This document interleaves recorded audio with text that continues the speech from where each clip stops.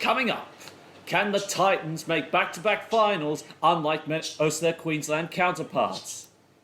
Can Manly nurse Tom Dvorakic's hamstring to full fitness? And where does it lie for Melbourne the Warriors and their abusive relationship with border closures? Yes, hello, and welcome to the Sideline Chat podcast, the one-stop shop for rugby league. Along with Mark Hendry, I'm Connor Marcellus, and today it is part 2 of our NRL previews, and we take a look first up at the Gold Coast Titans. Yeah, you could say that they were in a bit of a decent battle to make the 8 last season. And they just scraped in, but didn't go very far.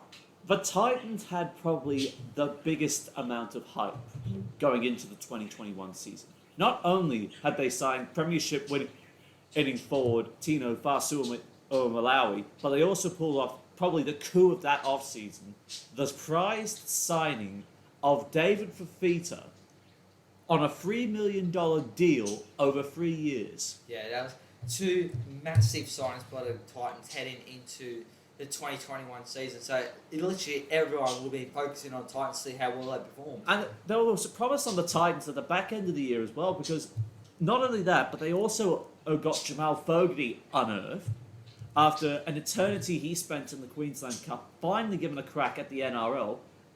And Justin Holbrook really liked what he saw out of him. He certainly did, and he got given the captaincy in the last few weeks. And he was quite capable of taking the extra responsibility of being captain and stepped up to try and help deliver his team into the finals.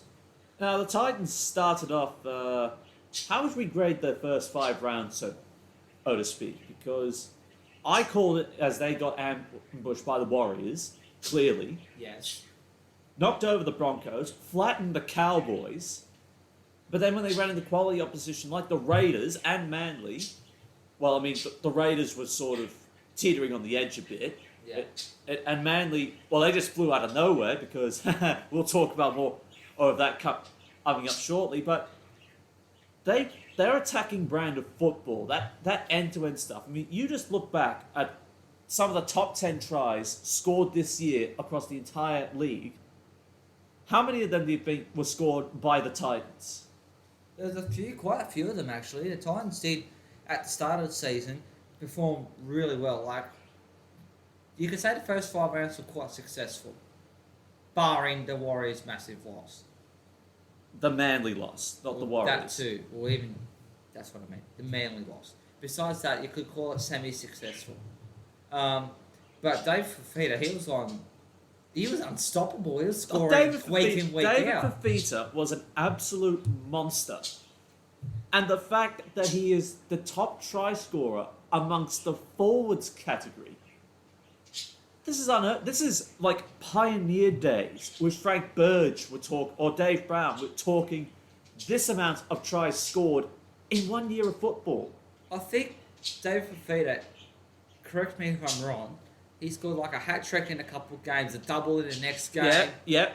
It was like, and then like a solo try, a single try in another game. It was on fire. I think he had 5 tries in 3 games. The round 7 clash against the Rabbitohs was probably the craziest game of rugby league. Not only did you have David Fifita, who decided to throw down a captain's challenge for a try to say that he scored, which he got, and then he palmed off 5 blokes at once to score another try, and then there was the craziness of the half-time try they scored.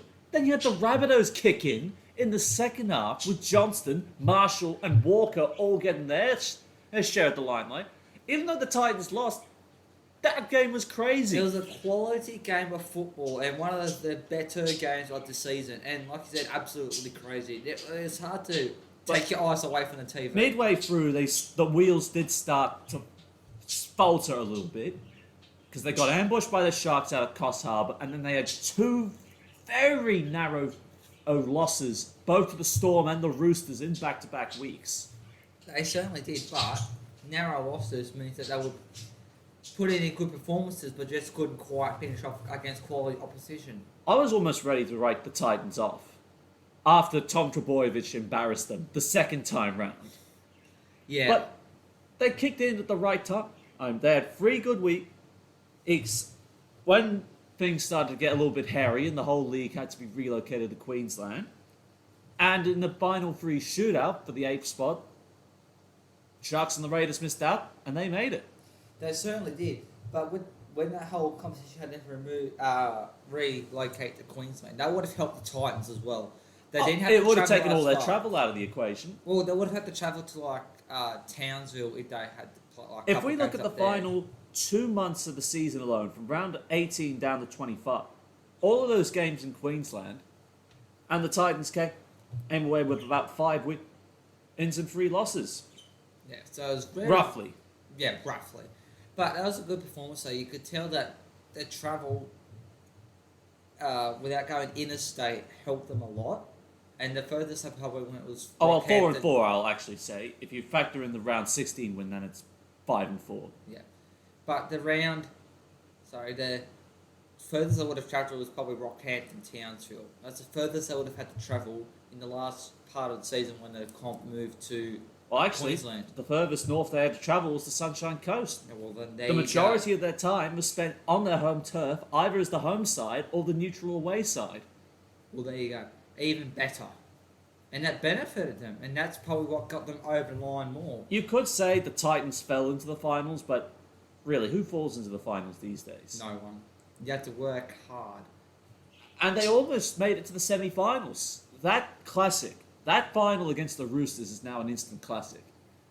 I was there sitting watching it, and I couldn't believe the moment Jared Wallace crashed over.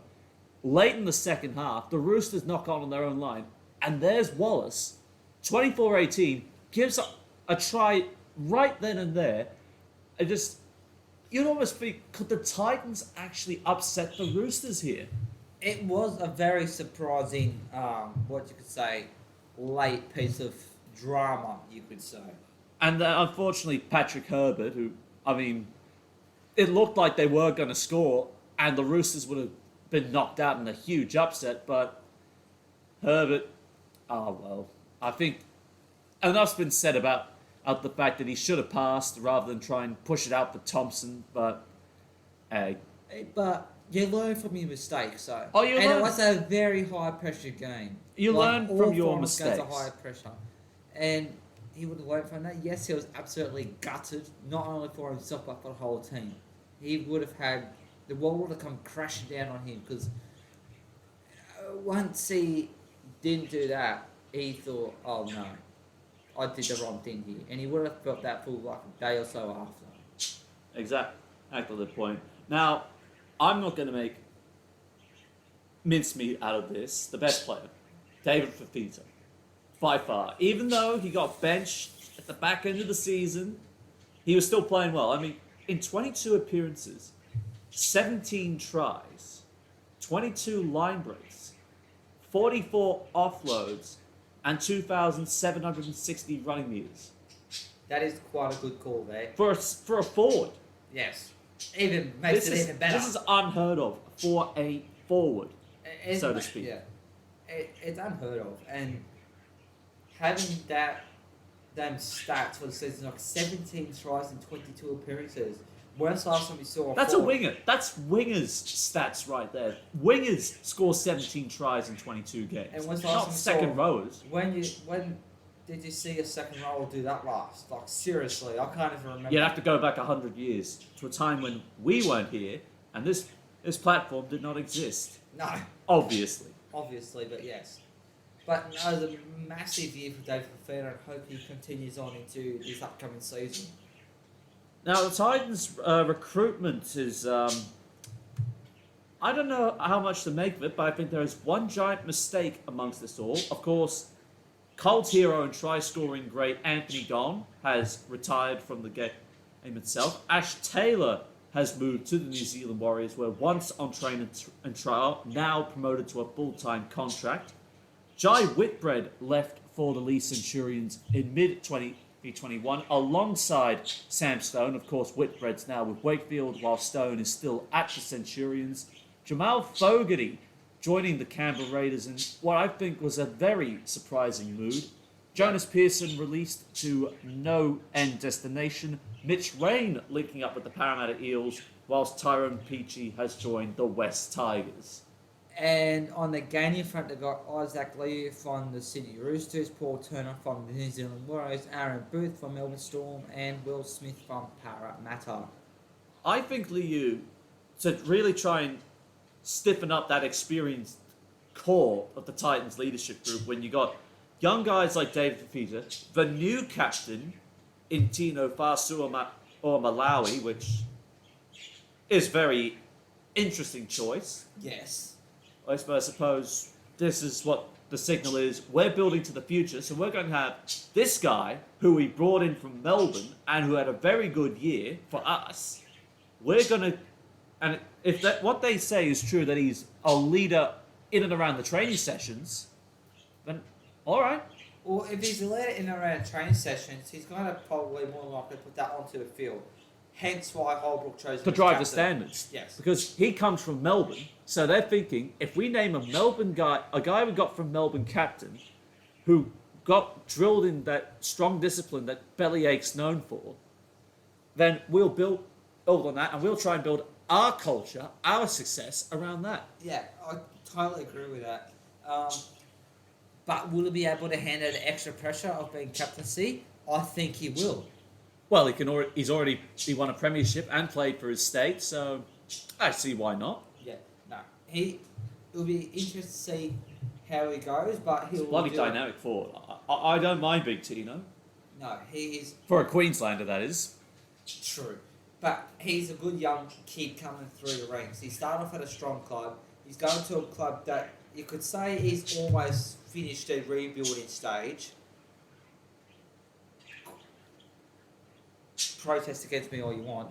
I think you got Brenko Lee's words that you might have read it during the week saying, no club should say they're in a rebuilding phase. Oh, well. Anyway, that's what I think. Well, fair enough. But I just can't get over the fact they let Jamal Fogarty go. That was a massive surprise, really. It's a huge Because Fogarty loss. really stepped up big time. I reckon if Fogarty stayed at Titans, it would be him as captain and Fasu Mulally as co-captain. Or if not, joint, well, pretty much co-captain. I have no doubt Fogarty would have shared the captaincy with Fasu Ali. But him going, and then you let Peachy and Taylor go on top of that. All of a sudden, the Titans leave themselves exposed in the halves. And if we look at their first 5 rounds, they got to travel down to Sydney to take on the Eels in round 1. That one could go... really, this game could go either way. Yes. But you'd have to give the Eels the home ground advantage because they love Combank Stadium. Yeah, well, with Mitch Rain being there too, he'll try. I don't think he'll start. He probably won't start, but if he does... If Marnie or Stone goes down, he will be there. Yeah, but he could maybe potentially play round 1 depending if Marnie and... Round 2, at home to the New Zealand Warriors, the team in that they flogged 44-0 to get into the finals at the end of last season. Should be interesting That should with be- Sean Johnson back. Yeah, but I still reckon Titans will get the upper hand though. Now, round 3, Canberra Raiders on a Saturday night with Fogarty Up against his old club. given the task of guiding the Green Machine in the finals. Now, you already heard what I said about the Raiders last week, and I think the Raiders will win the chocolates on this one. I'm going to have to say the same because Fogarty knows the Titans and what they were like. So, But I really rate the Raiders forward pack, and if he can unlock Jack White, Canberra are going to crush them. yeah. And they'll be looking for a get square for their last meeting. Yes, they definitely would be. Round 4, they've got the Tigers on the Gold Coast in a telecast game. So this is their second telecast game they get. Peachy at lock. How do you think he will benefit the Tigers pack? Well, I don't really know. When he was at Penrith, he was going very well in, centre... Centre, 5'8". 5'8" in that. He didn't really get as much game... He got game time on the Gold Coast, but he was kind of here, there, everywhere. He wasn't like in a concrete position. He got moved to lock. That's what I think his best position is. But yeah, but once he found that position at lock, he seemed to step it up a notch. So I reckon that might be a good move by West Tigers. But do you think they can get over the top, or do you think Dave Fafita is going to run over the top of Luke Brooks? Fafita will run over the top of Luke Brooks any day of the week. Alright, so that's a Titans win there. And then a second meeting up against the Parramatta Eels, this time on the Gold Coast for round 5. Well, whatever happens round 1, they will learn from that and go back in round 5. So, look, possibly a finals contender in Parramatta, facing twice in the space of a few weeks. Well, remember, That the could be a Eels good were thing, though. semi-finalists, and they can mix it up with the likes of the Panthers and the Storm. So, it'll be interesting to see whatever happens round 1, the opposite happens round 2. But I'd say Gold Coast will get the upper hand. Like this I time. said, the biggest thing, because now you're looking at the Titans' spine, 1, 6, 7, and 9. Completely different to the previous year, because now you got Jaden Campbell, rookie fullback, played less than 10 games. AJ Brimson, he's played more than 50 and has represented his state. Now I'm pulling in Darren Lockyer and moving the 5'8". Yes. And he hasn't had much game time at 5'8" throughout his career. He's mainly been a fullback. Yes, that's very true. Toby Sexton, less than 10 games as well. He's now expected to emulate what Fogarty did only a year earlier. True, but if we know what he's capable of. And now you got Aaron Clark, who has been in and out of the starting position and sharing with Mitch Rain. He's now going to step up to the plate as well. So you could kind of say it's a new look spine. Oh, Just it's a about. completely new look spine. And now you've got to ask the questions of Campbell and Sexton mainly. If Brimson can transition from fullback to 5'8", as had Jack White and Darren Lockyer before him, no problems. Well, I suppose you could say the same for Cam Munster. True. And yes, But- yeah. That's the thing. 5'8", such a pressure position. It certainly is. So they'll have to figure out who's going to be the kicker and who's going to be the playmaker. Look, Like- you got to admire the Titans' tenacity, but this is a very risky gamble, and I can see this gamble easily backfiring. It can backfire, but it can also pay off as well. They kind of have to give it the first month of football to see what it's going to be like. Well, at least they got a pretty fair draw. I mean, they only have the Eels were semi-finalists, and then they also got the Warriors, the Raiders, and the Tigers, who all missed the finals. Yeah, so it's a fairly simple draw beside the Yeah, so I Parramatta. only have to face one of the top 8 and no one from the top 4 inside the first 5. So, pretty fair run, but Raiders and the Eels will definitely be the biggest hurdles. Organising half is the big thing with me. Fogarty was quite clearly the organiser for the Gold Coast. Now that he's gone and they got Sexton in, I think their attacking brand will go good, but if there's not that strong organising half there, I don't see either Titans making the final. They'll go very close, but I think that 1%ers in games that you need to win, I think they'll fall just short. So I will say last year the Titans finished 8th and were gone in the elimination final against the Roosters. I say they will finish 9th this year, just outside the 8. Yeah, well, it's going to be a lot of pressure on both Brimson and Sexton to see who's going to be the, like I said, the kick-in half and the one that plays the ball, and who's going to organise and such as like. From Fogarty, it's a big loss. Taylor's a decent loss too. Anthony Don retiring, there's a bit of strike power gone from there.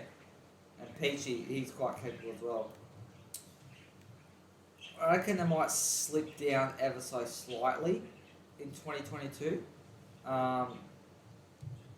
Given that it's a new look spine, Jaden Campbell will be new to a full season. Sexton will be the same boat, but then the halves, it's a bit like they're quality players. Don't get me wrong, but it's going to be a lot of arguing of who's going to take more control. So I'd say the Titans will finish 11th. So we both reckon they're going to slide. Yeah. Well, that's going to suck for the Gold Coast, but who knows? Maybe we could be wrong. These are only predictions after all.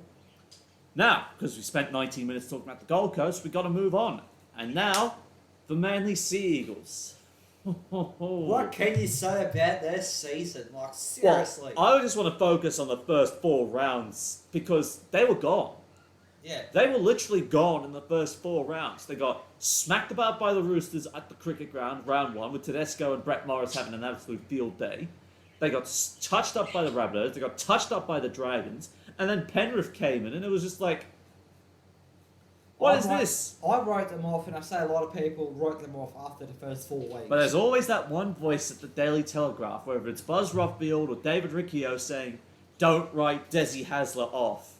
Because he's just going to pull a rabbit out of the hat, and then it's just going to be like, why did we ever doubt him, the mad professor? Yeah, well, we should know what he's quite capable of. Their only win was against the Warriors in very tight circumstances. So they're sitting 1-4 after 5 rounds. Prospects looking low, but then 2 words terrified the whole league practically into submission overnight. Tom Trbojevic. Yeah. As soon as he came back, Manly went ballistic. They went absolutely nuclear. It's just like, we just sat there. We sat there over the next 20 games looking at this Manly side. I'm just like, damn, son, where'd you find this? Yes, pretty much. I don't know what the hell happened, but Tom Trbojevic, he just went nuts. Bang, He just went, bang. and just like, he opened up so much with the Sea Eagles. Saab, all of a sudden, he got kick-started in the gear. Ruben Garrick, all of a sudden, just like that, he took off. Point scoring and try scoring at the same time. And we just sat there as neutral fans, because we don't like Manly. All of a sudden, we're just like, we were practically tipping Manly every other week just because Tom Trbojevic was on the field. Yeah. And that's pretty much what happened. Yeah, that pretty much tipped Manly for the rest of the season. And it's just like, he popped up everywhere. He was everywhere. Just like, how do you stop this man? It was so hard to stop. So, seriously, no one could shut him down. And even when he wasn't there, Manly, now that they had the confidence to play without him. And it was just like, especially in that State of Origin period where round 14 against the Cowboys, he wasn't there. Cowboys looked like they could muscle Manly. And then they just kicked into gear. Yeah. And it was just like, ha suckers. Pretty much, that's what it certainly Tommy was. Turbo's not here, but we've got the confidence that we can play without him. It's a miracle what momentum and confidence can do in the NRL. Like, Since he seriously. came back, only lost 4 times. And wasn't one of those to the Raiders Yes. at Brookvale? They lost twice without him. And that's the thing. They only lost twice when he wasn't there. Yeah. And he had commentators and fans. It's just like letting the kid loose in the candy store. Yeah. Or because, I mean, you had Andrew Voss going nuts, but, I mean, we just love Vossy the bits. Yes, we certainly do. But just, it went crazy. And suddenly, from the bottom 4, because they were last for the first month, to 4th. From the bottom to the top 4 in the space of 20 rounds. Unbelievable. That's all you could say is unbelievable. And then 80 minutes away from the grand final. But of course, we all know how that went, and it was just, that was the Rabbitohs' day. Yeah. The Rabbitohs, after the preliminary final curse they've endured over 10 years, that was finally their moment to get into another grand final. It certainly was, but Manly could have easily made that grand. Oh, Manly could have easily made I it. wouldn't said easily, because Rabbitohs would have put up a stiff game. Sea Eagles could have easily been there against either the Panthers or the Storm. They could have But easily Manly been there. could have won the premiership too. From The last way first they month. were playing, they could have done anything. They were unpredictable. Well, at one stage they were predictable, but sometimes they were a bit unpredictable. It's like, as Bossy said, there's a flock of seagulls. That's what it is. There's a flock of them, and they just keep coming. That's pretty much it. Now, no surprises who we've got as the best man on the ground. Jeez, was it Ruben Garrick? Or Jason Saab? No, it was... Jake Trbojevic? It's a Jake Trbojevic. It's a Trbojevic, but it's not Jake or Ben. It must be Tom Trbojevic. It's Tommy Turbo. There was... Despite the fact Ola Kawatu and Josh Schuster played out of their skins in the second row, and I think they're the best second row pairing in the game. Tom Trbojevic, say no more. In 18 appearances, 28 tries, 28 try assists, 15 offloads, and 124 tackle breaks, where he could slap around 8 defenders at once if you're the Cowboys, or if you could just dance through the entire Sharks defensive line on a Monday night at Suncorp Stadium. You can't. Stats do not lie. And he could tell he was a definite stand-up player for Manly. It was like when he was there, it was like Manly were playing under 8 sides. Pretty much. I can't argue with that. I don't think, and a lot of people could not argue with that. Like, seriously. They were just too good. And all we could do was watch in awe. We watch in awe and watch back his highlight reel, just like, all right, so we just got to condense Tom Trbojevic's season down to 10 minutes. And you're just like, That's impossible. no, I was going to say 10 minutes. Mate, that's insultingly low. Yeah. The highlights reel probably runs up an hour. I was going to say an hour. All up, it'll probably run for an hour. Yeah. But no, if you just count all the tries and all the try assists, then yeah, it's probably officially it does come about to 10 minutes, Origin included. So what? Dalian medal, Wally Lewis medal. More than likely, he was the Seagulls Player of the Year. Is there any single award he did not win this last year? Apart from Clive Churchill. He didn't win the Clive Churchill. But if Manly won, he probably would have got the Clive Churchill medal Possibly as well. too. So, yeah, so he pretty much racked them all up. Oh, top try scorer of the year? No, I think that still went to Alex Johnston, but it came pretty close. Yes. So he didn't get the Ken Irvine medal, but still, that's probably at least them two that we can think of that he didn't get. But he pretty much clean swept the league.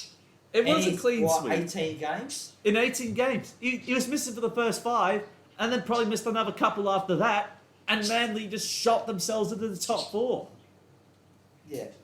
When I think of Manly in 2021, There's only one. It's just the Tom Trbojevic show. Not only that, the one try that comes to mind. Round 25 against the Cowboys. Yes. That has to go down. I was wondering. 110 metres they went. I know. And he was just there right at the end as Cherry Evans puts the grubber in. Wrong foot fell. He's just like, nope, I'm a bag and a hat trick today. I cannot believe the setup to that try was unbelievable. I thought Fossey was about to blast off into space the way he was calling that. Yeah, and it looked like that Garrick might have put his foot out, but he was just in. That's all it takes. Tiptoed. That's All right. all it takes. All right. Now, there are more players at Manly besides Tom Trbojevic. Although they would probably love to clone him for every single position and maybe just have his brother Jake, Ben, DCE, Foz, Olakawatu, and Schuster in there somewhere. Yeah. But that would be scary. And a team completely made up of cloned Tom Trbojevic for every single position. That would be bloody scary and unstoppable. That'd be the new St. George dynasty right there. But anyway, the roster changes. Cade Cust, backup utility to Lachlan Croker, is deciding to go and fetch more game time at the Wigan Warriors. Curtis Sirenen, also bound for Super League, but heading to arch rivals of Wigan, that is of St. Helens. Jack Kujeski going to another Saints, but the St. George Illawarra variety, as will Moses Surley be joining him there. Tabita Funa will be leaving for the New South Wales Waratahs, and Zach Sadler yet to be decided where he's going. And out of those losses, they made a massive one gain of Ethan Bullimore from the Brisbane Broncos. Well, you could say 2, but it's counted outside. Yes. And we are talking about James Sigiaro joining the Blacktown Workers Sea Eagles. Yes. So, yeah, technically 2, but in the top 30 squad, you could say 1. I think this is what we call the FINU clause, or the FINU insurance policy, because we got to remember, when I say FINU is still stood down under the NRL's rules, and he doesn't face court until July over an alleged stabbing incident that occurred back in 2019. So if he Right. goes down, all of a sudden, top 30 spot opens up, and Sigiaro back up for Croker and Carl Lawton. Very true. So he could potentially be in the top 30 score. We'll have to wait to mid-year to figure that out. Yes, we only have to wait until July to figure. Only July, Only July, yeah. which is like what? When the season's almost half over. Pretty much, yeah. But things can turn around very quickly. Now, Manly's first 5 games. They will open up the season against the Penrith Panthers. So Blockbuster. You can't get a better game than that. Cleary to open the versus Turbo. It's going to be a blockbuster, mouth-watering clash. Like, Megastar on Megastar for that game. that one is too hard to predict. And then, round 2 on a Friday night, they'll travel to face the Roosters at the SCG. Talk about our blockbusters. So, Teddy versus Turbo. Yeah, the two, State of Origin teammates, you could say, for New South Wales. Yep, you could say that they will be there. So Another one too hard to call. round 1 I would probably give to the Premiers. Only just. Nah, it's too hard to call. Round 2, I'm really liking the Roosters here. I still reckon too hard to call. Now they get 2 home games back to back, one at 4 Pines Park, the other on the road to Mudgee. The 4 Pines Park, they will host the Bulldogs. Ooh. I would like to say, because I got my blue and white eyes going, I would like to say the Dogs. Dogs have a squad, but Yeah, I'm just going to embrace French nature and quietly surrender and say Manly to win. I'm gonna have to go. I know the Dogs have got a brilliant squad this season, but Manly, no, a Manly victory. Their game to Mudgee, they have got the Canberra Raiders. Let's say Manly for that one. Oh, yeah, I think Manly's a safe bet. And then round 5, Thursday night, travelling to Newcastle. Let's just say Newcastle won't turn up and Manly will destroy them. So On the 35th anniversary of the 97 Grand Final. yeah, it's gonna go Manly's way, big time, big time. Newcastle have absolutely no chance. Just rough riding over Newcastle at this stage. Well, they haven't got a set halves combination as of yet. We're only a few weeks away. They still haven't found a replacement for Mitchell Pearce. Well, what they're saying outside. But they've got quality inside. But we'll get to Newcastle Next later on. week. Next week, yes. Now, the case with Manly. I think it depends which Manly we end up getting, because I think it heavily comes down to whether or not Tom Trbojevic goes down before the start of the season or goes down partway through but manages to start the season and finish it. So you saying The hamstring will be the most protected hamstring in the history of the National Rugby League. But if it's... I know hamstring injuries are reoccurring, as are many injuries. But surely they've got it under control now. Surely. Well, they won't have any troubles with the Brookvale turf anymore, you'd have to think. True. That's getting relayed, so no more ACL serious injuries there. Yes. And they're getting that new fancy training facility and Northern Grandstand. Yes, so surely they'll have Tom Trbojevich's hamstrings under control. So I'd say he might be fit and firing for the season. Yeah, it's the big question. But you never know. He could do an ACL. We don't know. We don't know. So It's we are literally- really... It's literally a week by week basis, and what Dennis Hasler has his team lists like week in week out. I think Manly do have the confidence to play without Tom Trbojevic, and they can play well. Apart from that, I see no reason why Manly will not make the top 4 again. Well, the other thing, they've got no Power and Sully, because he's left. But there's Parker still, Harper, the centres, with Ben Trbojevic floating around. yeah, so there's plenty of depth there. Oh, yeah, and there is absolutely some good players in there. And if they bring in the 4th Trbojevic brother, they would have completed the set. Yeah. Yeah, but I see no reason why Manly, with or without Tom Trbojevic, can't make the top four. And you know what? I'm going to pull the trigger right now. I think they'll be in the grand final this year, and they will beat the Melbourne Storm for the Premiership. I'm saying Massive. Manly Title 9 as my early call for Premiers. Fair enough, fair enough. Well, so you're going to say where on the ladder, though, to make that grand final? Well, last year, Manly finished fourth, and were in the preliminary final loss to the Rabbitohs. I'm going to say they finished fourth again, and will make the grand final and win from fourth on the ladder. Well, I'm going to say Manly are going to finish third this upcoming season and make the grand final against the Roosters, but I don't know the victor yet. So So I'm saying Storm Sea Eagles. You're saying Roosters Sea Eagles. Yes, but I don't know who's going to be the victory as of yet. But So you haven't picked your Premier yet. not yet. But Well, you got 2 weeks to figure that out when it comes to reviewing the Roosters season.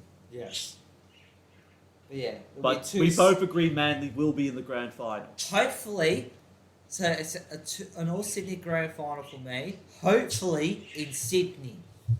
Well, I'm calling for a Battle of Brookvale. Well, I'm calling for a 2008 grand final rematch. That's what I'm calling for. Yeah. And speaking of the grand final, the team I predicted will be in it, the Melbourne Storm.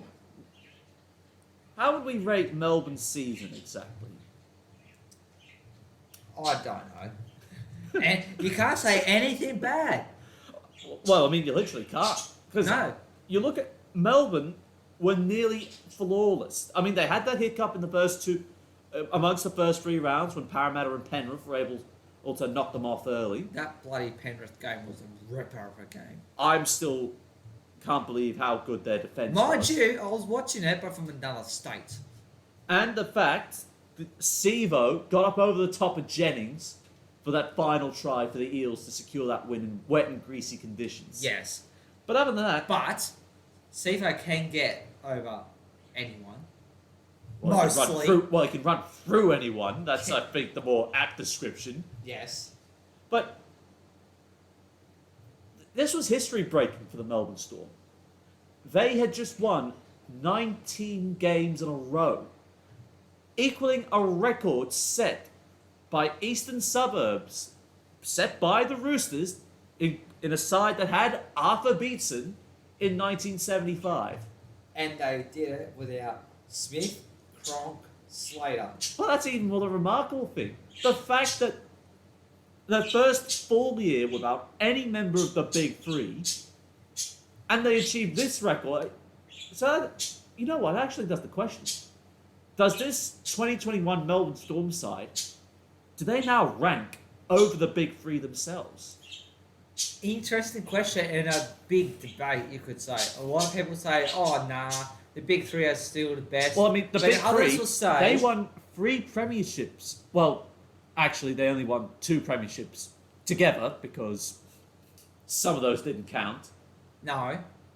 Because they were writing checks that they couldn't necessarily legally cash off. But the Roosters seem to get away with that. The Because Roosters are better financial managers.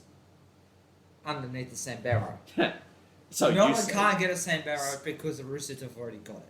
But I mean, this was practically this is stereotypically Melbourne. Untouchable. Almost. And they could have got win number 20 if it wasn't for Parramatta showing them up again. Yeah, look, it was good to see Melbourne equal a record because they absolutely deserved I mean, it. what did they have? They had the cheese. They had Jerome Hughes. By God, Jerome Hughes, who's really kicking into gear now. He was once on the scrap heap at the Cowboys and the Titans. Now he's the Kiwi Test halfback. It wasn't What a bloody preferred transfer- position at the time, fullback. Yeah. Yeah. What a transformation that has been. Another half fullback turned half. Bellyache has just got this ultimate knack. I mean, you had Pappenhausen scoring tries for fun. You had Harry Grant scheming around the ruck. You had Nico Hines. When Pappenhausen wasn't there, Hines coming in and still doing And it. he's usually a preferred half too. 5'8", I think, mainly. Preferred 5'8" to fullback, so... And he did the role just as well. Now, you would have thought they would have actually made the grand final against Penrith, but I tell you what, the Rabbitohs really threw a spanner into the works. They certainly did. So instead of it being a grand final rematch from the year before, it was now the Rabbitohs in the grand final awaiting either the Storm or the Penrith Panthers in the second preliminary final between the top two sides. Yep. And Wow. it's a good game, though, don't get me wrong. But I was waiting for Melbourne to do what Melbourne do best. Same goes here. But I'd say that influence of the big three is what hurt them. The slightest. Because I know they went down, which is unfortunate. There were just too many mistakes from Melbourne in that game. That's what I mean. If Slater, Smith and Cronk were there, that might have been the turning point. If. Well, I don't know. You never know. We're still dubious over Stephen Crichton's try. Despite it being an unbelievable try, we're still dubious about whether he actually was out. Okay. I went back to Vision after saying I don't know, because I don't like Penrith as much as good they are. Well, it's the same story about Melbourne. Yes. I went back and looked at the Vision. He did put his foot on the line after he put the ball down. So that was when he was coming back up to celebrate the try. So he had scored the try and then went to get back up to celebrate. So that was a legit try. And I think the controversy after the fact, after preliminary final, where we did talk about Cam Munster's white bag, I did get that one right. Yeah. Him and the cheese and Chris Lewis. Yes. And you're thinking, this is not the Melbourne Storm we know. No, they kind of got off the rails a little bit, you could say. Not by much, but slightly. Oh, I definitely agree. Slightly was the word. Which is not like Melbourne at all. They're one of the most professional clubs in the NRL. Oh, definitely the most disciplined. That too. But And so it very, very surprising that it turned out that way. look, it was. But they've learnt from the lessons, learnt from the mistakes, and they'll hopefully be back on the rails 100% throughout the season. This upcoming Well, I season. suppose it's only a wait and see to find out how exactly that plays out. Yes. Well, of course, Nico Hines, he did have an outstanding season for Melbourne Storm in 24 appearances, 7 tries, 17 try assists, 58 from 76 goals converted, 23 offloads, and 5 goal line dropouts. Pretty impressive. Very impressive, especially when you're fielding for Pappenhausen at fullback. And Pappenhausen was all the talk, Yes. especially after Flying Ryan went nuclear in the 2020 grand final. Yeah. So Hines was kind of performing under the radar, like he was sneaking in under the radar. I mean, he was actually there off the bench in the 2020 grand final, which he won, yes. and played a big part in getting the Storm to the preliminary final last year. But yeah, he deserves more credit from 2021 than what he did, I believe. And it's still on the topic of Hines, he's amongst the highest profile departures for the Melbourne Storm, departing for the Cronulla Sharks. Aaron Booth, as we already touched on, leaving for the Gold Coast Titans. Aaron Penne making the move to Redcliffe to join the Warriors is up there. Brenko Lee, who was part of the 2020 Premiership lineup, didn't feature at all in the 2021 onside, departing for the Brisbane Broncos. Dale Finucane linking up with the Cronulla Sharks. Daniel Atkinson unconfirmed at this point. At this stage, it is understood that Isaac Looney has joined Josh Addo-Carr at the Canterbury Bulldogs moving forward. Juddo Urahui unconfirmed where he's going. Max King also making the move to the Bulldogs. Riley Jacks departing to join the Featherstone Rovers. And Tyson Smoothy unconfirmed where he's going up as well. So a lot of losses there, but they had gained Nick Meaney from the Bulldogs, Xavier Coates from the Brisbane Broncos, which is a very big signing there. Josh King from the Newcastle Knights. William Warbrick from New Zealand Rugby 7, so code switch there. And Jaden Nikorima from Redcliffe. As well as picking up Tyron Wishart from St George Illawarra mid-2021. Bronson Garlick also joining. I think, wasn't he in the Sharks lowest system, or was it the Rabbitohs? I think he was. And Sua Faalogo also picked up as well. So, Very interesting to see how Melbourne respond again, because they've lost the Box, they lost Finucane, who had been a cornerstone of their forward pack for 6 years, 7 years really, since leaving Canterbury for Melbourne after 2014. Yes. And then Nico Hines. Yeah, Nico Hines. But the biggest two is Finucane and Addo Carr. Two of the biggest, really. Some of these signings that other clubs have made, especially get that right. Some of the losses that Melbourne had were surprising ones. Hines, who would have thought he was going to be leaving. Same for Finucane and Addo Carr. Although Addo Carr did mention on a few occasions that he did want to move back to Sydney. And there was literally every single club trying to scramble for his signature. I think he was linked with the Rabbitohs, he was linked with the Tigers, he was linked with the Eels, the Roosters, the Bulldogs. The Dragons. Oh, wait, was he actually linked with the Dragons? No, he wasn't. My bad. I'm only dreaming. Yeah, you were dreaming. But no, he was linked with the Rabbitohs because of Latrell Mitchell. The Tigers because they wanted one of their juniors back for once, I think. Yes. He was linked with the Eels as well. The Bulldogs he was linked to for some reason or other. Maybe Penrith he was also tied up with, no? I don't think so. No, okay. And he wasn't linked to the Knights or the Dragons, so... And I don't think the Raiders came up as well. Don't think so. No. But a majority of the clubs did, and no Queensland... But Melbourne do have a knack of bringing up youth and players in to make them superstars. And Xavier Coates, he will be a prime benefactor right there. Oh, most definitely. I can just look at Melbourne's right edge. Kafusi, of course, joining the Dolphins next year. Hughes, Remus Smith, the only Smith that will be left at the club after this year. Yeah. And Xavier Coates. That right edge from Melbourne, that's going to be their focal attack points. It certainly will be, and they've got the power there. Most of their backline is staying the same, barring Addo Carr. Smith, Coates, and Olam will form a good back five for Melbourne. And you throw Pappenhausen out the back, and the underrated George Jennings as well. Yeah. They're going to be very hard to stop again this year, Melbourne. Very, very hard indeed. Well, the way they're going to have to do it is this as the following. Without Munster, Grant, the Cheese, these as their key players, they have to travel to Combank to face the West Tigers in round one. Not overly exciting, but the fact that these... Melbourne will still get over it, though. Oh yeah, I would think Cooper Johns and Jaden Nikorima will do a fine job for them because there's literally no other dummy half they could throw in at this stage. See, if they kept Nico Hines, he would have gone into the halves.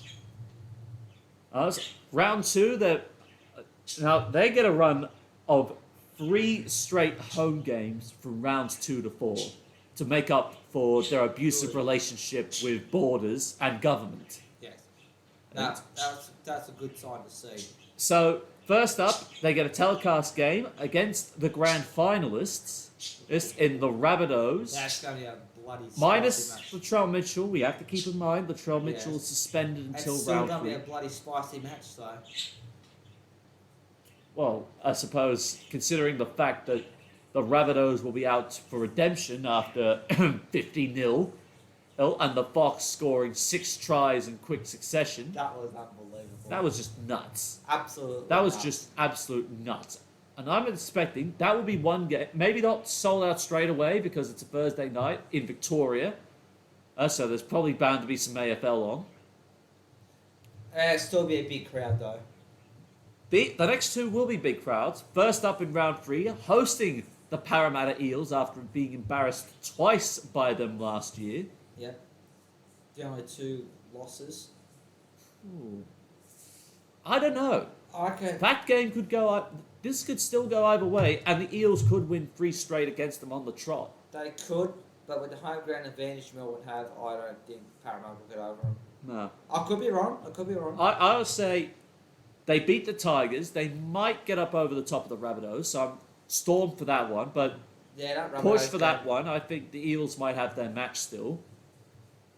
Sunday afternoon against the Bulldogs. Melbourne for the win, big time. Yeah, thanks for rubbing it in. I remember Although, with Anno Carr being in the dog's side, he'll get booed. Like Kronk, he will get booed. yes, but he knows that ground like the back of his hand. And he knows the tricks that Melbourne do, unless Bellyache pulls out more that we haven't seen. So, Oh, Bellyache's got more. the Dogs will be in the fights, but they're still not going to win. But it won't be It'll like be close, but it still. won't be like a 50-60 nil margin. It might be like only a 20. Yeah. I'll maybe call a 20 to 16 kind.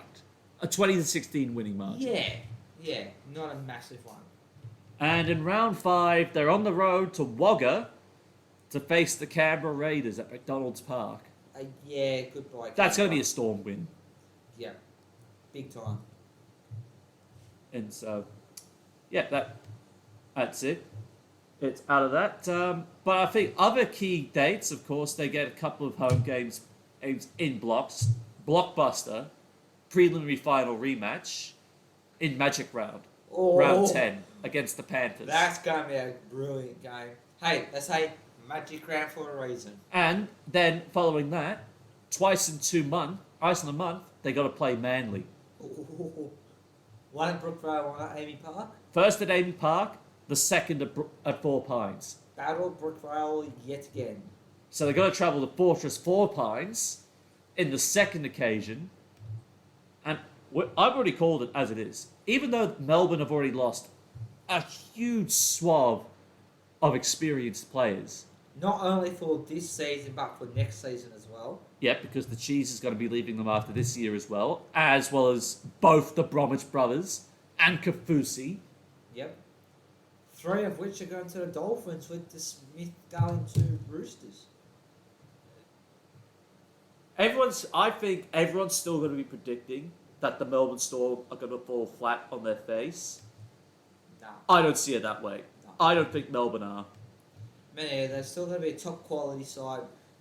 With Bellamy there. Bellamy will do as Bellamy does, and that's turn players, earn average reserve graders into solid first graders, and turn solid first graders into superstars. Yeah. That is literally the Bellamy playbook. Yeah. And I don't know how he does it, but he just does it time and But- time again. I think the question is, will it be his last year as a head coach before moving on? I don't think so.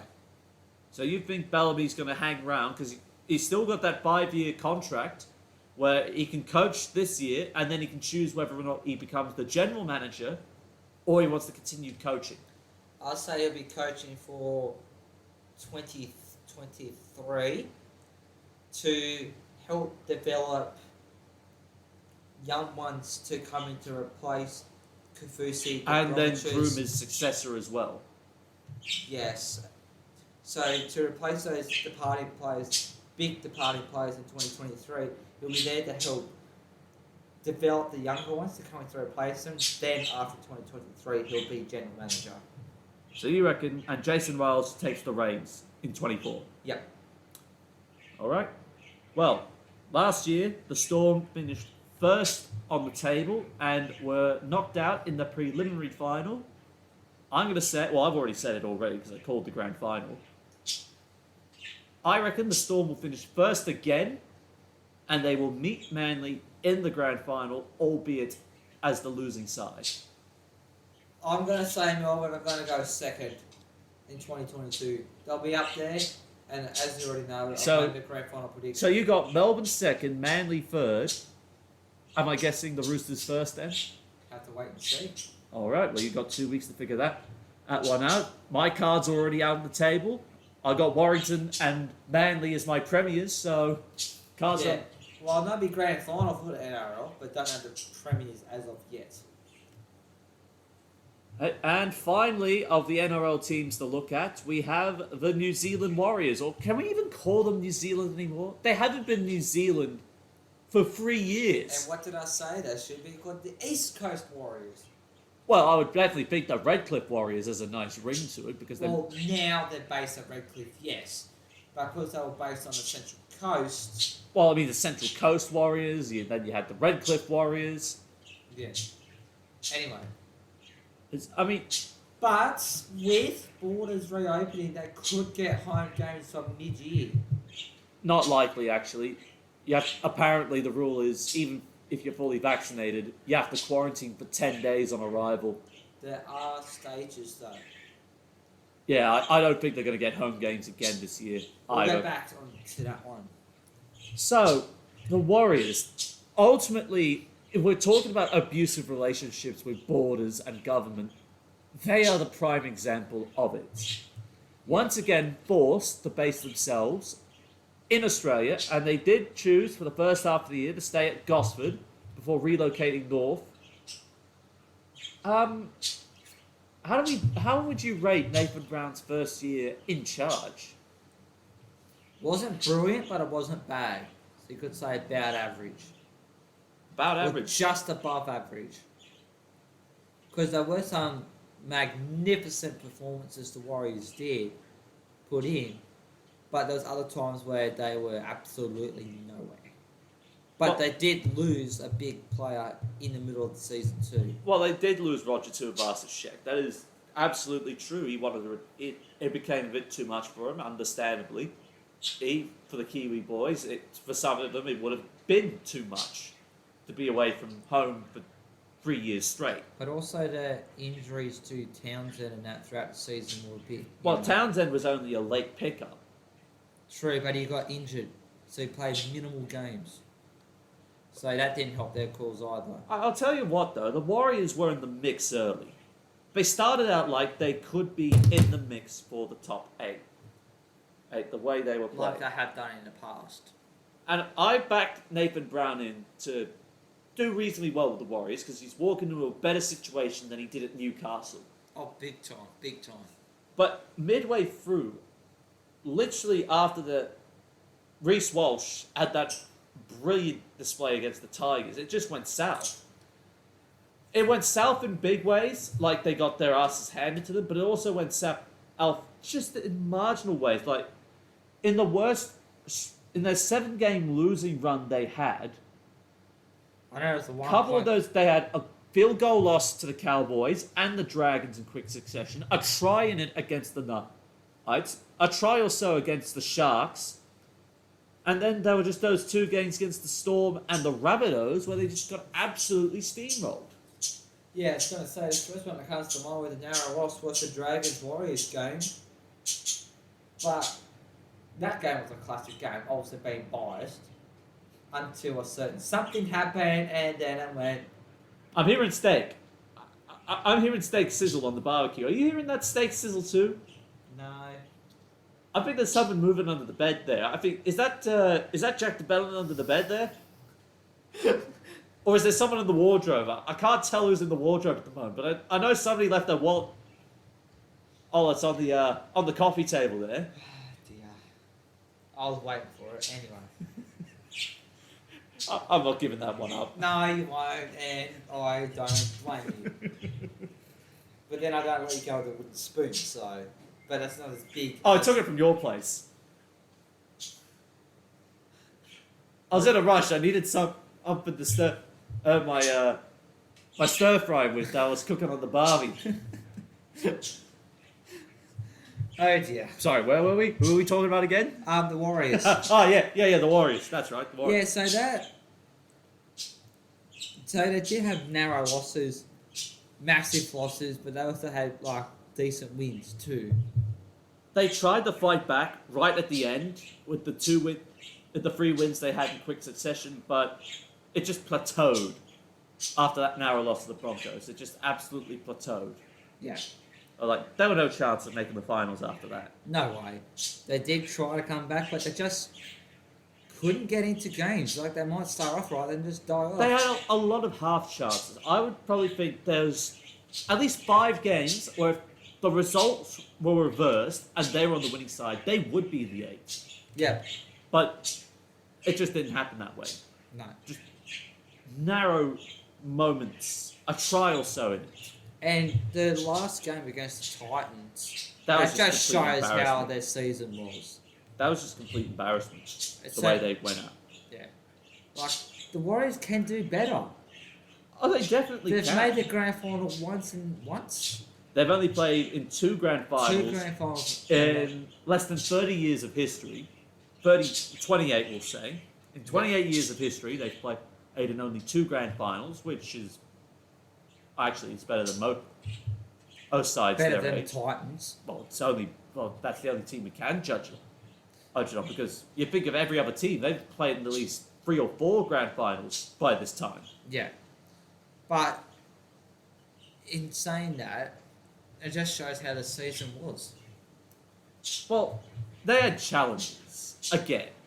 Yes. I mean, we already mentioned the border logistics, and they probably had they had the largest side, or used the most amount of players again They for a had a second heap of straight year. injuries. I'll tell 34 you- players they've used last year. I'll tell you what, you and Aiken moving from centre to the... That's what I Front did pack. like that. I liked That was impressive stuff. it. He It turned performed really it turned him well. around because once he was considered one of the best centers to take on Greg Inglis. He was talked about at Origin because he could defend against Greg Inglis. And he narrowly missed out the spot a few years ago. Yeah, but since then, I mean, of course his form at the Dragons dipped, and then he moved to the Warriors trying to rekindle it. Yeah. Would you say he has done so? He's on his way, put it that way. Or whether or not that's in the centres, I think that's another question entirely. Well, he is capable of the centres, as we well and truly know. But in the forward pack, he is capable as well. Like, it was a bit of a risky move, but it paid off big time. Yeah, I do got to admit, Nathan Brown does have his moments where he finds that. Now, the best player for the Warriors, I'm going to be a bit biased because he didn't play a full season with them, but he did light up the league. It was Reece Walsh. Yeah. In 16 appearances, in the biggest mistake the Broncos had ever made, but it's a Warriors' blessing nevertheless. Although that could change. We don't know for sure. You know what the papers are like. Yes. Hence why I said could. Right? In 16 appearances for the Warriors, he scored 9 tries, 11 try assists, 22 from 33 goals converted, 53 tackle breaks, and 15 offloads, and would have been the Dally M Rookie of the Year had he not been caught with a white bag on the Gold Coast. Yeah. Probably got it from Cameron Munster. I'm not insinuating anything. It probably wasn't Cameron Munster, but... Oh dear. That's a good one. The last 2 weeks have been... This has just been a bashing momentum. Cameron Munster 2 weeks. Not that I'm saying he gave out anything else, but I'm just saying... a little bit... We're making fun out of it. Yeah, taking the piss. Yeah. That's all this is. This is not serious defamation. This is And we strictly don't taking promote it the either. piss. We don't promote So I'm not it. going to apologise if someone gets offended by it. I will not apologise for taking the piss. Looks like it'll be up to me to do that bit. And you're not going to either. Remember the concrete boots? Yes. Yes. Yes. Yes, I do. Yeah, good. But but Reece Walsh, she just came to the Warriors and went ballistic. Well, not quite ballistic. He did have his... He had a breakout. He did. He showed... It was sort of like that... you ditch your partner for a new one, and then you flex to the ex... Look what you're missing out on. That's exactly that's what a happened good one. here. That is That is really- exactly what happened here. That's a Reece good- Walsh ditched the Broncos for the Warriors, and he's just like, hey, Brisbane, look what you're missing out on. I'm probably going to be the Rookie of the Year. On this opportunity. yeah. But look what you're missing out on. And I could probably go, to your little cousins, the Dolphins, next year, if all the reports turn out to be true. Yes.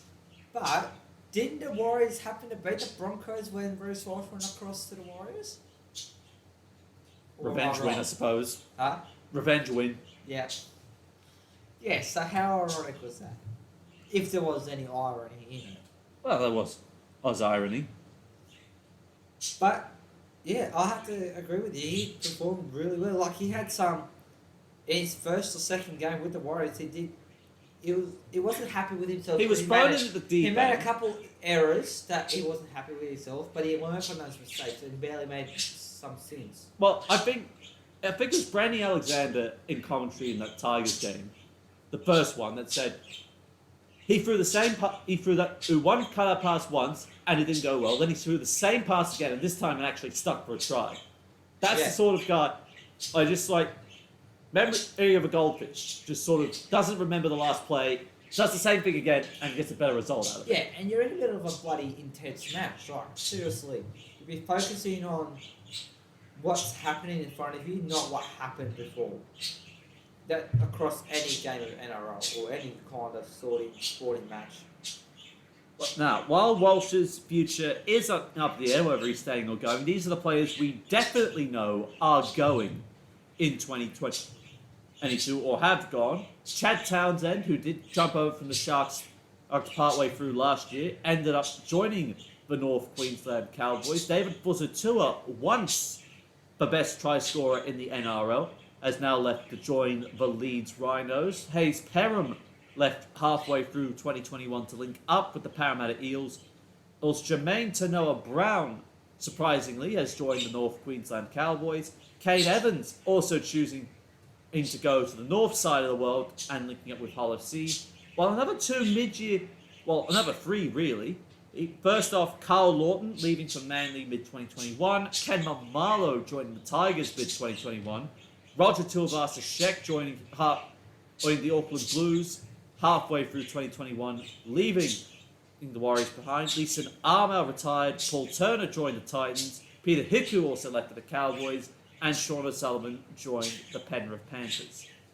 And in amongst all that, they gained Aaron Penney from Melbourne, Sean Johnson from the Sharks, Ash Taylor from the Titans, and Jesse Arthur from Brisbane. On a season-long loan. That has to be mentioned. Yes. It is a season-long loan Arthur's is signed for. Yes. Sean Johnson, though, he could bring the Warriors back up to finals contention. He could. I would say he could, but whether he can. I mean, you are going to get a much more mature Sean Johnson than the one that left, but it'll be very curious to see how he does. Yes. But who's going to be his halves partner? Well, I think you have a choice. It's either going to be Ash Taylor, or it's going to be Chanel Harris-Tavita.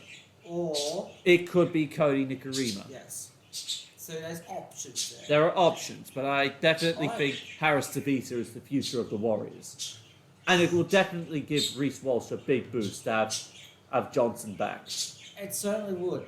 But the Ash Taylor signing is a bit of a strange one by the Warriors. It could work. I would say it could work. How often is he got to get game time? You cut his pay packet down. He doesn't have that much pressure, and he's got a very good forward pack to play behind, led by Anthony Blake. But how much game time is he going to get if Harris-Tavita is the starting half? Well, that's the thing. Harris-Tavita was like Lachlan Lewis, in and out of the side, so we don't know if he's going to stay in the halves all season long. And Taylor could still find his way in and out at some point. Yeah. But pre-season, they'll be working with all combination types, whether that's with or without Sean Johnson and all that. I could rattle off the list, but it's going to take too long. But who knows? It's a massive wait and see with this. Now, first 5 rounds. On the Sunshine Coast to start things off against St George Illawarra. Well, we know what happened last time, didn't we? Yeah, we did. And this will also be... I don't know. Let's have a barbecue game after this. I could really go for a sausage sizzle right now. Do you have any spare loads of bread under the bed, or were they all seized in a raid? Yes, anyway. That one can go either way. That one can go either way. I'll push on that one. Now, round 2 against the Gold Coast. Well, we know what happened with that last time, didn't we? Yeah, I'm slightly leaning towards the Titans on that one. Yeah. Now, Campbelltown against the Tigers in round 3 on a Friday night. That's going to swing into the Warriors' favour. Yeah, I'm with the Warriors on that one. I don't know how the Tigers are going to do after that. Now, double Queensland at their adopted home of the Moreton Daily Stadium at Redcliffe. First up against the Broncos. Ooh, that's a bit. Yeah, I got to give that one to the Broncos. Reynolds versus Johnson. I'm backing Reynolds every time. Yeah, but only just though. Only just. I am backing the Broncos on that one. And round 5 against the Cowboys, also at Redcliffe. I'm siding with the Warriors. Yeah, have to agree on that one. Now, the big thing is Sean Johnson going to be different to the one that left at the end of 2019, or at the end of 2018, I should say? He's going to be different. He's had, since he joined the Sharks, he had a lot more injuries than when he did at the Warriors. He's also had more experience, don't get me wrong. But he's also not at his peak. Like, he's still at his peak, but not at his peakest of peaks, if that makes sense. Like, not his very top of the game is what he was before he left to join Cronulla. No, I get where you're coming from, that he could arrive back at the Warriors a better player. But I think there's going to be questions around him, and I think there's going to be questions around Reece Walsh, as into the case of, is there going to be second-year syndrome now that he's moving into his first full year with the Warriors? Well, I don't know with him. He might start the season well, then he might not die down, but like, the second-year syndrome like a king, which I hope he does because he's got the potential. He does have the potential, and individually he will be an absolute stand-up for the Warriors, Reece Walsh. And Sean Johnson there as well will definitely alleviate some of the pressure, but at the end of the day, I have to think there are 2 or 3 sides that will be ahead of the Warriors on the ladder, and they are going to be stuck in that pack. They are. It's going to be interesting to see how well Walsh and Johnson work together. I'm going to say that. I think that will be interesting, but at the same time, with the top 8 sort of in a semi-good position, and then there are 3 or 4 teams that are looking to go up, there is little room for error. I just don't think the Warriors have that degree where they can ensure they are in that pack of like those 9 or 10 teams that are most likely to finish in the top 8, and I think they're more or less going to be stuck anchored towards the bottom 4 of the table. Yeah. They're the team that's in the mid-pack, looking to get into the 8. So they're in that mix. It's going to be hard for them to move. Well, last year, the Warriors finished 12th on the ladder, but with the Dogs on the up, the Broncos on the up, Dragons on the up. and the Dragons on the up, with the Knights and the Titans all going down, with And the the Raiders Cowboys. up as well, Yeah. I just think Cowboys will slide them down. Cowboys will slide down, Tigers will slide down, and I already said the Sharks finished 13th. I think the Warriors are below them. I'm going to say the Warriors finished 14th on the ladder. I think I've got them exactly the same as you, 14th on the ladder. Well, there you go. They're going to have moments of brilliance, but it's just not going to be enough to see them into the finals. No, there's not. Now, the Harvey Norman All-Stars is on this weekend for the first time in Sydney, with the Maori All-Stars playing host to the Indigenous All-Stars, and we do have the stuff. It's locked in. The 2 20-man stuff. It's locked in. So if you wanted to read out the Indigenous All-Stars, and I handle the Maoris. Give me a second. You might have to go to Maoris first. Because I haven't got the team list up in front of me. But I am getting into it. Just bear with me. It's going to be a blockbuster game, put it that way. Oh, it will be. First proper game back in New South Wales since the comp's been relocated to Thank God. Queensland. So. I was tired of looking at As much as I liked seeing regional Queensland, I was sick and tired of seeing Suncorp Stadium every other day. Yes, but seeing Rockhampton and Mackay, and that was pretty good. I like Redcliffe though. Redcliffe has a good infrastructure there, Yes. and the Dolphins will benefit greatly out of that. Yes. So the Indigenous side, I finally got up. At fullback, we've got Will Kennedy with Tebuai Fudo and Addo Carr on the wings, with Jesse Raymond and Brent Naden in centres. With the Fox getting the captaincy for the Indigenous All Stars from the wing. Yes. A potential Sharks lineup, or will be the Sharks lineup. It will be. Hines and This is going to Trindle. be a preview right here. Yes. So they're in the halves. You got in the back forwards. Back row. Back row, that one. You got Dave Fafita, Fumi Mayono, and Josh Curran at lock, with Fafita, Cotter, and Remember, there's Andrew two. Fafita. Yes, there we go. You got it right. Andrew Fafita, Ruben Cotter, and Ryan Jones up front, with Albert Kelly, Will Smith, Jermaine Tanua-Brown, and Josh Kerr on the bench. And the reserves are Sue and Cobo, Tyrell Sloan, and Shaquai Mitchell. which is the brother of Apparently he Latrell. shed 55 kilos to get There you bit. go. And there's actually talk he could make his NRL debut this year And we've also for got, the Rabbits. and we've also got the, if we want to mention it, the match officials lined up already. Oh, yeah, because your favourite referee is going to be the review official. Yes, but In case for new viewers, we'll just admit it now, Mark's favourite referee in the whole NRL is Ashley Klein. no, he is not my favourite referee. Well, At from all. my view, he's my favourite because I can take the piss out of you easier that way.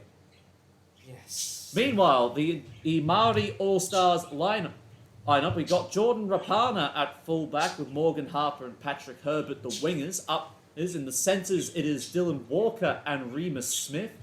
The halves, could this be one of the pairings that will go with Sean Johnson in 2022? Chanel Harris-Tavita and Cody Nikarima in the halves.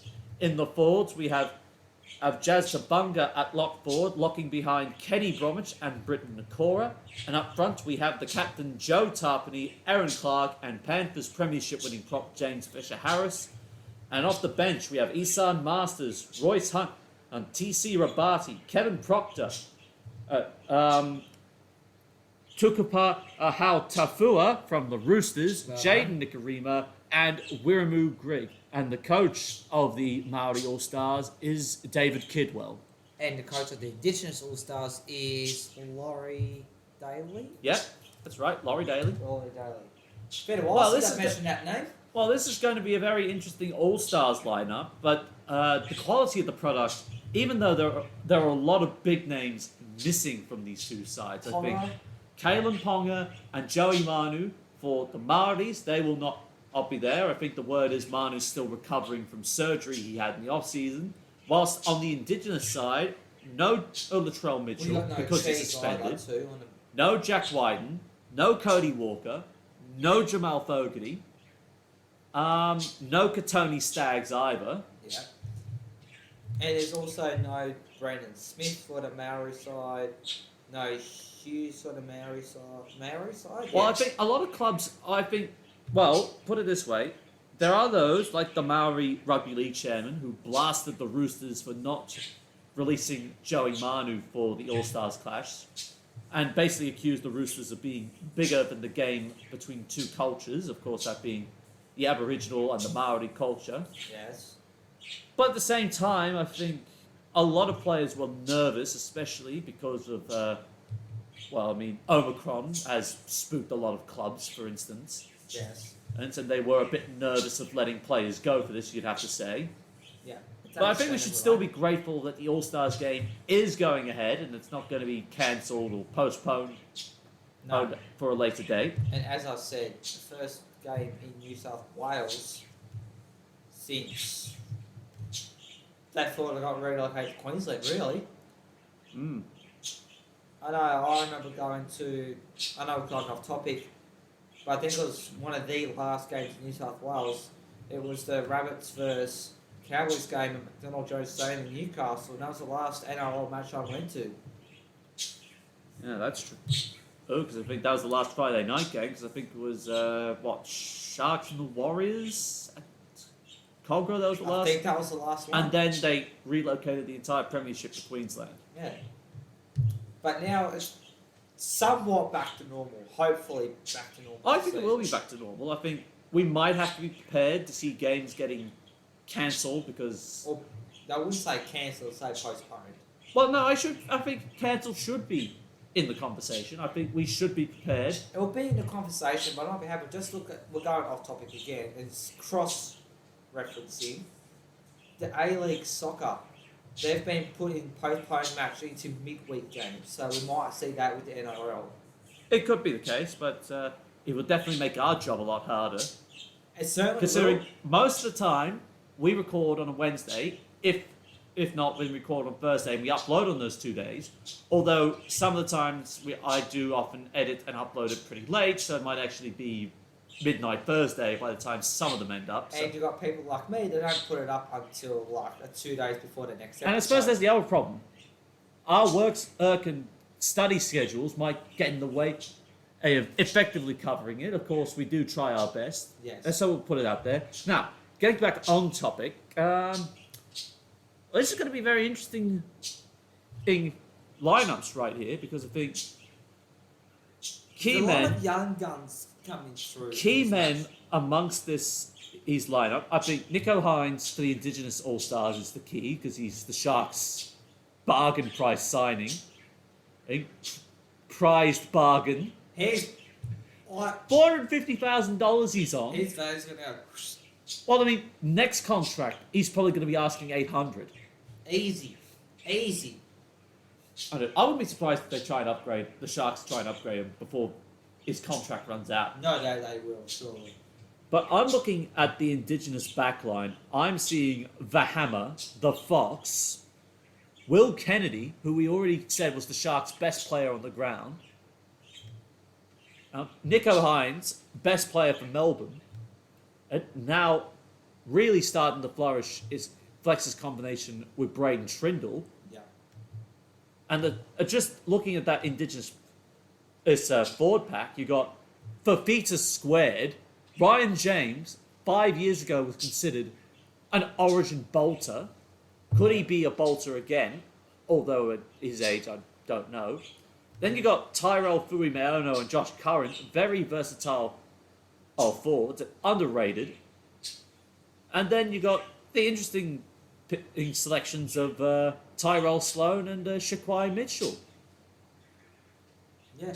Not to say that the Maoris also have interesting in key men. They certainly do. I think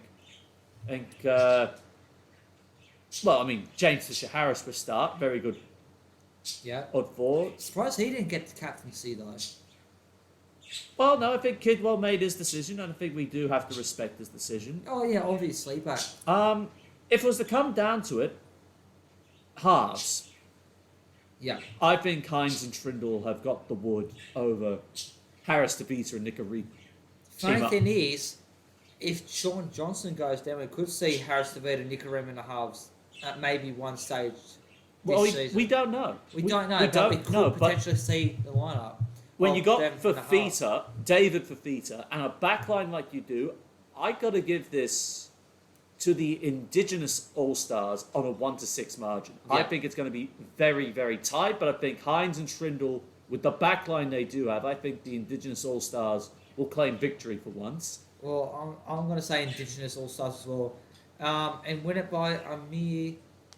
I'm actually going to say 2 points. So you're also going to be in that 1-6 margin. Yes. Remembering that last year was a 10-all draw. Yeah, it was. Yeah, bloody hell. Boring draw. Well, there was no... Unconventional, but okay. Yeah, but there was no extra time. Yeah, I think Which will be, I presume, the same again this season. it probably will. It'll be. And finally, we have been talking about the Rugby League Live 4 Career Mode Series. Results are in. They certainly are. And... With 40% of the votes. goes to the... Well, hang on. Before we say, the options were, just a refresher, Brisbane Broncos, Canterbury Bulldogs, North Queensland Cowboys, and Toulouse Olympique. And with 40% of the votes, it went the way of the North Queensland Cowboys. Yes. which quite is convincing. Well, not quite convincingly, but yes, narrowly over the Broncos. apparently the results were Queenslanders. Yeah, So all right, we'll do as it says, and it will be North Queensland, and we will have round 1 against the Canberra Raiders up very, very soon, as well as the 2022 World Club Challenge between the Penrith Panthers and St Helens. But don't go anywhere, because up next we have the Betfred Super League Round 1 predictions. How will the grand final rematch between St Helens and the Catalan Dragons go? How will history be defined when Channel 4 broadcasts the first free-to-air rugby league game? And how will Toulouse Olympique go with a 25-man roster? Stick around, we'll answer all those questions coming up soon.